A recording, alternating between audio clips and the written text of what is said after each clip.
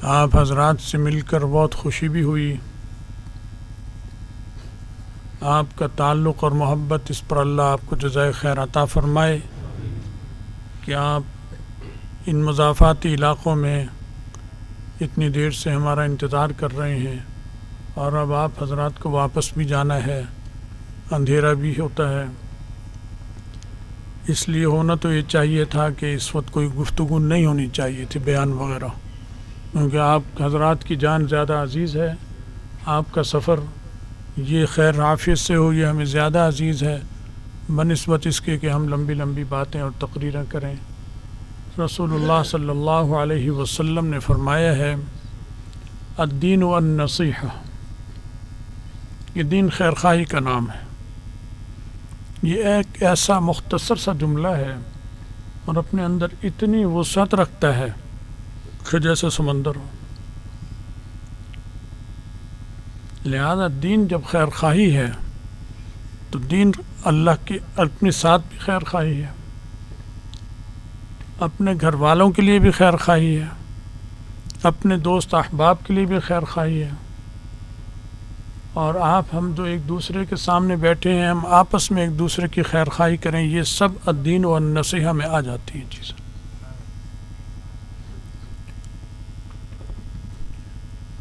ایک جگہ آتا ہے المؤمن مرآۃ المؤمن, مومن مومن کے لیے آئینہ ہے. اس وقت جو ایک عام بیماری ہم میں جس میں ہم مبتلا ہیں, آپ عوام الناس نہیں, خواص مبتلا ہیں, اہل مدارس مبتلا ہیں, ہم علماء مبتلا ہیں جن سے آپ بہت عقیدت تعلق رکھتے ہیں, ہاتھ بھی چومتے ہیں, جوتے بھی اٹھاتے ہیں. آپ تو بچ جائیں گے اگر یہ صورتحال رہی, خدا نہ خواستہ ان علماء کی آخرت میں شامت آ جائے گی. آپ اس لیے بچ جائیں گے کہ آپ اللہ سے کہیں گے اللہ میں تو تیرے دین کی وجہ سے اس کی عزت کرتا تھا, میں نے تیرے دین کی وجہ سے اس کے ہاتھ چوم لیے تھے, تیرے دین کی وجہ سے اس کے جوتے سیدھے کر دیے تھے. لیکن علماء کیا جواب دیں گے؟ اللہ کہے گا تو نے دین بیچا تھا. تو آج ہم لوگ اس میں مبتلا ہیں اور عوام اور خواص مبتلا ہیں. لہذا میرے بھائی یہ نصیحت مجھے اپنے لیے بھی ہے اور آپس میں علماء کے لیے بھی ہے اور علماء کی عوام کے لیے بھی ہے اور عوام کی علماء کے لیے بھی ہے کہ المؤمن مرآۃ المؤمن, مومن مومن کے لیے آئینہ ہے. بہت مختصر سی بات ہے لیکن اس پر اگر ہم عمل کریں تو غیبت کا دروازہ بند ہو جائے گا. ہر انسان کا جو چہرہ ہے وہ مجمع المحاسن کہلاتا ہے, لیکن اس کے باوجود بھی چہرے میں خوشنمائی کے باوجود بھی کوئی نہ کوئی داغ دھبا عیب ضرور ہوتا ہے, چاہے کوئی حسین ہو چاہے کوئی حسینہ ہو, عیب سے خالی نہیں ہے کوئی بھی. اگر ایک حسینہ ایک زید کو اچھی لگ رہی ہے تو بکر کو نہیں لگے گی, وہ کہے گا میری نظر میں تو حسینہ نہیں ہے, تمہیں لگتی ہوگی. ماں کی نظر میں بیٹا اتنا خوبصورت ہوتا ہے وہ کہتی اس سے حسین کوئی ہے ہی نہیں, لیکن دوسرے رشتہ دار کہتے ہیں ہمیں تو کوئی اس میں خوبصورتی نظر نہیں آتی. تو معلوم ہوا کہ خوبی خامی کا مجموعہ ہے انسان. اب چونکہ ہمیں جس سے محبت ہوتی ہے تو ہماری آنکھ اس کے عیب نہیں دیکھتی, عیب چھپ جاتے ہیں. محبت کی آنکھ عیب کو چھپا دیتی ہے. جس سے ہمیں نفرت ہوتی ہے اس کا حسن اور اس کا کمال جو ہے ہماری عیب وہ نہیں, آنکھ وہ نہیں دیکھتی, وہ چھپ جاتا ہے. تو غصہ جو ہوتا ہے وہ اس کے عیوب کو دکھاتا ہے اور محبت جو ہوتی ہے وہ اس کے محاسن ہماری آنکھ میں دکھاتی ہے, عیبوں کو چھپا دیتی ہے. تو ہم تو اتنے کمزور ہیں. اس چیز سے فرمایا کہ مومن مومن کے لیے آئینہ ہے, یعنی تم آئینہ بن جاؤ, آئینے کی نقل اتارو. آئینہ کیا کرتا ہے؟ آئینہ بہت عجیب و غریب چیز کرتا ہے. آپ گھر سے نکلنے سے پہلے آپ ہوں یا عورتیں ہوں مرد ہوں سب آئینہ دیکھتے ہیں. نماز کے لیے جا رہے ہیں جمعے کو ذرا آئینہ دیکھ لیں. امامہ ٹھیک ہو گیا, چشمہ صحیح ہے, مونچھیں صحیح ہیں, بال صحیح ہیں, کنگھی کی, آئینہ دیکھا, آئینے نے ساری چیزیں دکھا دی اچھی ہیں. کوئی چیز خراب ہے وہ بھی آئینے نے دکھا دی.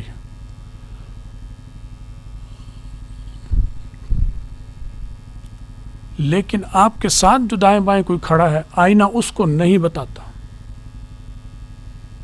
آئینہ آپ کے سامنے جب آئے گا تو آپ کی خوبی خامی آپ کے سامنے یوں کھول کے رکھ دے گا کہ چہرے میں یہ جگہ خوبصورت ہے, یہ ٹھیک ہو گئی, یہ جگہ خرابی ہے, یہ عیب ہے. لیکن آپ کے ساتھ کھڑے ہوئے آدمی کو کچھ نہیں بتائے گا, صرف آپ کو آپ کی خوبی اور خامی دونوں بتا دے گا اور پوری سخاوت سے بتائے گا. پھر آپ ہٹ گئے, آپ کے ہٹتے ہی آپ کا دشمن آ گیا, وہ اس میں جھانکتا ہے, دیکھتا ہے کہ کیا ہے اس میں, تو اسے اپنا نظر آ جائے گا, آپ کا چہرہ کچھ نظر نہیں آئے گا. ایسے امانت کی طرح آپ کے چہرے کو چھپا کے غائب کر دے گا کہ آپ کا دشمن یا دوست جو بھی آئے گا اس آئینے میں آپ کے بارے میں اسے کچھ نہیں ملے گا. ایسا ہے آئینہ, ایسی چیز ہے. تو یہ فرمایا کہ تم مسلمان کے لیے ایسے ہو جاؤ کہ اس کے سامنے اس کی خوبی خامی کر دو, لیکن اسی کو پتہ چلے, دوسرے کو نہ بتانا ورنہ غیبت ہو جائے گی. خوبی تو بتاؤ لیکن خامی کا دل چاہتا ہے بتانے کو. جب آپ خامی نہیں بتائیں گے تو اس کا مطلب ہے آپ آئینہ بن گئے, اور خامی صرف اسے بتائی اس کا مطلب ہے آپ آئینہ بن گئے. خامی کسی دوسرے کو آئینہ نہیں بتاتا. جب آپ سامنے سے ہٹ جاتے ہیں تو آئینہ صاف, شیشے کی طرح صاف. اس کا اثر یہ ہوگا اگر ہم نے اس عمل کو شروع کر دیا تو ہمارا قلب آئینے کی طرح صاف شفاف ہو جائے گا.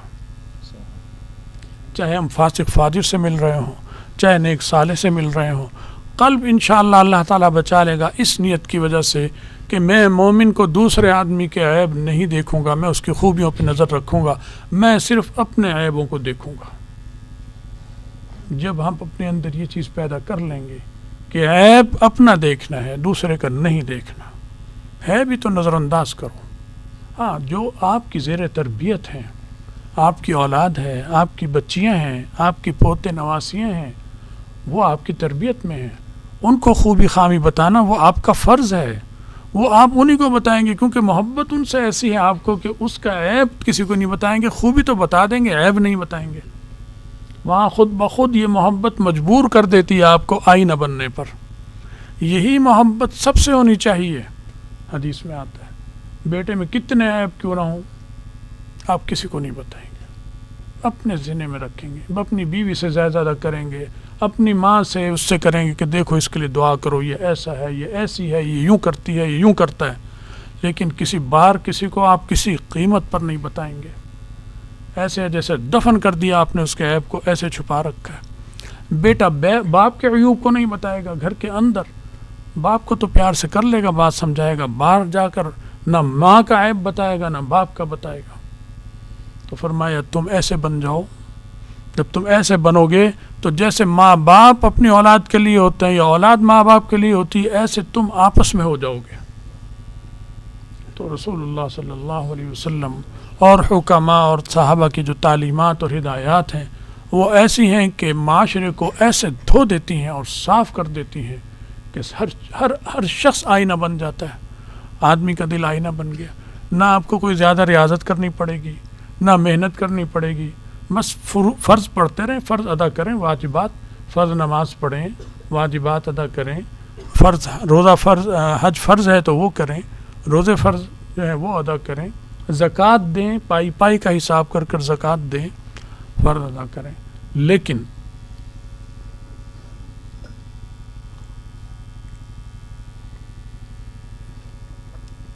زکوٰۃ دینے کے بعد ہم دیکھتے ہیں کہ ہم مطمئن ہو جاتے ہیں کہ میں نے تو زکوٰۃ دے دی سال کی, 1 لاکھ تھی, 50,000 تھی, 10 کروڑ تھی, فارغ ہو گیا.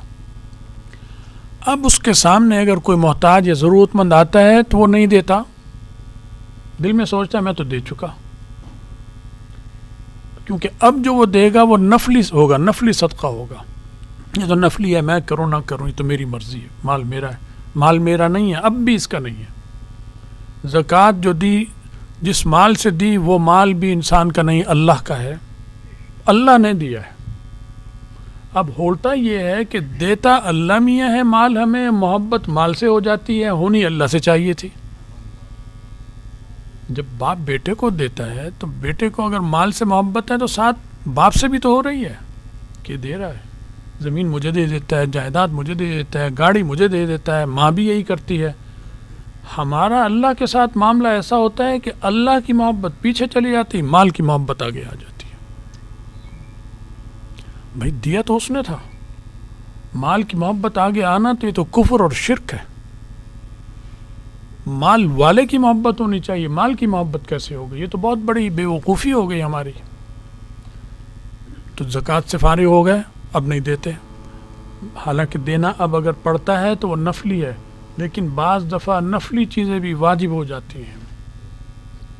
آپ نے دیکھا راستے میں 4-5 لاشیں پڑی ہیں، کوئی والی وارث نہیں ہے، ان کی بے حرمتی ہو رہی ہے، معلومات کی کوئی نہیں ہے، جو ہیں وہ غریب ہیں بیچارے، کچھ نہیں کر سکتے، اس کا کفن، ان کی قبر، ان کا غسل، ان کی نماز جنازہ۔ آپ اس علاقے میں رہتے ہیں یا نہیں رہتے لیکن صاحب استطاعت ہیں، یہ نفلی صدقہ آپ پر واجب ہو گیا، اگر نہیں ادا کریں گے تو قیامت کے دن سوال ہوگا، تم نے کیوں نہیں مدد کی تھی؟ مال تو میں نے دیا تھا، میرا تھا، تمہارا تھوڑی تھا۔ تو جیسے بعض نفل نمازیں بھی واجب ہو جاتی ہیں، آپ طواف کرتے ہیں جا کر، آپ میں بعض لوگ عمرے کے لیے حج کے لیے گئے ہوں گے، اور طواف کر کے ہر طواف کے بعد 2 نفل پڑھنے ہیں، نام نفل ہے لیکن ہیں واجب، چھوڑ نہیں سکتے، چھوڑیں گے تو گناہ ہوگا، ہے نفل لیکن وہ واجب ہو گئے۔ ایسے نفلی صدقات اور خیرات بھی واجب ہو جاتے ہیں۔ ہمارے رشتہ داروں میں محتاج ہوتے ہیں، بچیوں کی شادی ہونی ہے، کوئی غریب بیمار ہے، ہم ایسے بے حس ہو جاتے ہیں سوچ کر کہ میں تو زکوٰۃ دے چکا ہوں، اب یہ جیے یا مرے مجھے غرض نہیں۔ اس پر فرض واجب ہو گیا ہے کہ اپنے اس رشتہ دار کی مدد کرے اور اپنے مال میں سے اس کی بیماری، اس کی شادی بیاہ، اس کی ضرورت پوری کرے، ایسے ہی محلے دار اور پڑوسی کی بھی، اور ایسے کسی کو اگر نہیں بھی جانتا تو بھی اس کے لیے فرض ہو جائے گا اس پر کہ اب اس کی مدد کرو۔ ایکسیڈنٹ ہو گیا، تڑپ رہے ہیں زخمی، عورتوں کی لاشیں پڑی ہیں، کوئی ہے بھی نہیں پوچھنے والا، لازمی ہو گیا ہے آپ پر کہ آپ اپنے مال کو ابھی خرچ کریں اور ان کو ہسپتال پہنچائیں، مریضوں کو پہنچائیں، ان کے ورثاء کو اطلاع کریں۔ نہیں کریں گے تو آخرت میں پوچھ ہو جائے گی، کیونکہ مخلوق بھی اللہ کی ہے، میں اور آپ بھی اللہ کے ہیں، اور جو پیسہ تھا وہ بھی اللہ کا ہے، تو امتحان آخری تو وہاں ہوگا، وہاں ہوگا۔ ہم امتحان خود ہی امتحان لینے کے لیے ہم ممتحن بن جائیں؟ بھلا اپنے مال اپنی چیز کا ممتحن خود بن سکتا ہے انسان؟ ممتحن ہمیشہ باہر سے بلایا جاتا ہے، تبھی صحیح چلے گی بات۔ اگر ایک مدرسے کے امتحانات ہیں تو اس کے امتحان کے لیے باہر سے دوسرے مدرس کو بلاتے ہیں، اس کو اگر امتحان دلائیں گے یہی مدرس جس نے پڑھایا، یہ تو چاہے گا سب کو پاس کر دوں۔ تو ہم چاہتے ہیں کہ ہمارا مال ہماری چیزیں ہیں، لہٰذا اس کے ممتحن بھی ہم خود بن جائیں، ہم نہیں ہیں، اللہ تعالیٰ ہے، امتحان اللہ لے رہا ہے ہم سے اور آپ سب سے۔ تو بھائی یہ گزارشات ہیں، یہ ایسی چیزیں ہیں جو معمولی اور تھوڑی ہیں لیکن چھوٹی نہیں ہیں اللہ کے ہاں۔ اگر انسان ان چیزوں کا ارتکاب کر بیٹھے خدا نہ خواستہ تو زکوٰۃ خرچ کرنے کے باوجود اللہ کے دربار میں مجرم ہوگا، نمازیں پڑھنے کے باوجود اللہ کے دربار میں قیامت کے دن مجرم ہوگا، حج اور زکوٰۃوں کے باوجود اللہ کے دربار میں مجرم ہوگا۔ یہ حیران رہ جائے گا کہ میں نے تو اچھائیاں کی تھی، یہ کیا بات ہے؟ لیکن اللہ تعالیٰ کہیں گے نہیں یہ دیکھ، تو وہ حیران رہ جائے گا، کہنے لگا، کہے گا یہ کیا یا اللہ، یہ کیا مال ھذا الکتاب، یہ کون سا خط آ گیا، کون سا تفصیل آ گئی، لا یغادر صغیرہ ولا کبیرہ الا احصاها، جو مجھے یاد بھی نہیں ہے، چھوٹی اور بڑی جتنے میری حرکتیں تھیں، کرتوت تھے، سارے اس میں موجود ہیں۔ اس کمپیوٹر نے تو چھوڑا ہی کچھ نہیں، یہ تو ایسا کمپیوٹر ہے کہ دنیا کے سپر کمپیوٹر وہ کام نہیں کر سکے جو ایک لمحے میں اللہ نے سامنے کر دیا۔ اور وہ ہے کہے گا لا یغادر، وہ کمپیوٹر ایجاد کرنے والا سائنسدان وہ بھی اگر میدان حشر میں کھڑا ہوگا تو وہ اس کمپیوٹر کو دیکھ کر حیران رہ جائے گا کہ یہ کیا بات ہے، لا یغادر صغیرہ ولا کبیرہ الا احصاها ووجدوا ما عملوا حاضرا، جو کہ یہ سامنے موجود پائے گا. تو بھائی یہ پیشی ہماری سب کی ہونی ہے. اس کا سوتے وقت روز رات کو بستر میں لیٹیں تو مراقبہ کریں اس پیشی کا. 10 منٹ آنکھیں بند کر کے یہی مراقبہ کرتے کرتے مصنون دعائیں پڑھتے پڑھتے سو جائیں. روزانہ کریں, چھوڑنا نہیں اس مراقبے کو. بھول جائے بیت الخلا میں ہو تو بیت الخلا میں کریں, غسل خانے میں غسل کر رہے ہوں تو وہاں کریں. وہاں کام ہی کوئی نہیں ہوتا, فارغ ہوتا ہے انسان ہر چیز سے فارغ. بیت الخلا میں تو مراقبہ اور زیادہ اچھا ہوگا کہ دیکھ تو یہ ہے, تو کیا بنا پھرتا ہے, تو کیا کر رہا ہے. ناپاکی تیرے اندر سے خارج ہو رہی, بدبو تیرے اندر سے خارج ہو رہی, تعفن تیرے اندر سے خارج ہو رہا ہے. ایک سوراخ کوئی دیکھ لے اس سے تو شرم سے پانی پانی ہو جائے گا. یہ تو اللہ کا احسان ہے کہ اس نے تجھے پاؤں دیے اور دماغ دیا. اس دماغ نے میٹر نے اندازہ کر لیا کہ تجھے پیشاب آ رہا ہے, پاخانہ آ رہا ہے, اتنی فاصلے پر اور اتنی دیر میں تو پہنچے گا, اور تو پہنچ گیا وقت پر, اور وقت پہ تو نے اظہار بند بھی کھولا اور خیر سے فارغ ہوا پردے میں عزت کے ساتھ, اور اظہار بند باندھ کر باہر آ گیا. اگر اللہ چاہتا تو یہی کام باہر کروا دیتا, پھر کیا کرتا. وہ تو دماغ ناپتا ہے, یہ گھڑی نہیں ناپتی, دماغ ناپتا ہے. کسی کو ہلکا پیشاب آئے گا آہستہ آہستہ جا رہا ہے, تیز آ رہا ہے تو تیز جا رہا ہے. یہ تیز کیوں چل رہا ہے, یہ تیز کیوں چل رہا ہے. وہ دماغ ایک گھڑی جو دماغ میں اللہ نے لگا دی ہے, وہ کمپیوٹر, وہ اسے بتا رہا ہے کہ اتنا قدم باقی ہیں, اور پیشاب کی قوت اور اس جو دباؤ ہے وہ اتنا ہے, اس کا پریشر اتنا ہے. یہ سارا دماغ کس نے دیا, یہ کس نے دیا, اللہ نے دیا. کتنے اعلیٰ کمپیوٹر ایجاد ہو گئے, لیکن دماغ جیسا کمپیوٹر کوئی ایجاد نہیں کر سکا اور نہ ہی کر سکتا ہے. تو اس کو پیدا کرنے والا اللہ ہے, اور اتنا بے نیاز ہے کہ اتنا قیمتی کمپیوٹر قبر میں جاتے ہی ختم, سڑ گیا. موت کے تھوڑی دیر بعد دماغ ٹھنڈا ہو جاتا ہے, کہتے ہیں برین ڈیتھ ہو گئی, اب وہ زندہ نہیں ہو سکتا. تو کوئی قیمت ہی نہیں اس کی, اور مفت میں ہی دے رہا ہے اللہ میاں ہر ایک کو. یہ ماں کے پیٹ میں بغیر خرچ کیے یہ دماغ دیا, آنکھیں دی, کان دیے. اور اگر خراب ہو جائے تو ٹھیک کرانے پر آپ کے ہمارے سب کے سامنے مثالیں ہیں. 10-10 لاکھ, 5-5 کروڑ, 10-10 کروڑ خرچ ہوتے ہیں, پھر بھی ڈاکٹر کہتے ہیں وہ چیز نہیں بنے گی جو اللہ نے دی تھی ماں کے پیٹ میں بنا کر, وہ نہیں بن سکتی. تو اتنے ہم عاجز ہیں بھائی, اس لیے یہ مراقبہ کریں اور بیت الخلا میں کریں. اس کا زیادہ دماغ پہ اثر ہوگا, تکبر ختم ہوگا انشاءاللہ, بڑائی ختم ہوگی کہ تو کس برتے پہ اکڑ پھوں کرتا ہے. یہاں تو تیری ساری کلی کھل گئی آ کر, یہ تو کیا کر رہا ہے. تیرا ہاتھ کام نہ کرے تو یہ استنجا تجھے لوگ کرائیں گے, وہ بھی ڈھنگ کا نہیں کرائیں گے. تو اپنے ہاتھ سے جس صفائی سے کرتا ہے دوسرا نہیں کرے گا, ایسے ہی پھرے گا ناپاک. تو اللہ کے احسانات کو یاد رکھیں, اس کی پکڑ اور بے نیازی سے بھی ڈرتے رہیں. اللہ اس پر مجھے بھی عمل کی توفیق عطا فرمائے, آپ کو بھی عمل کی توفیق عطا فرمائے, ہم سب کا خاتمہ ایمان پر فرمائے, اور آخرت میں رسول اللہ صلی اللہ علیہ وسلم کی شفاعت اور ان کا ساتھ نصیب فرمائے.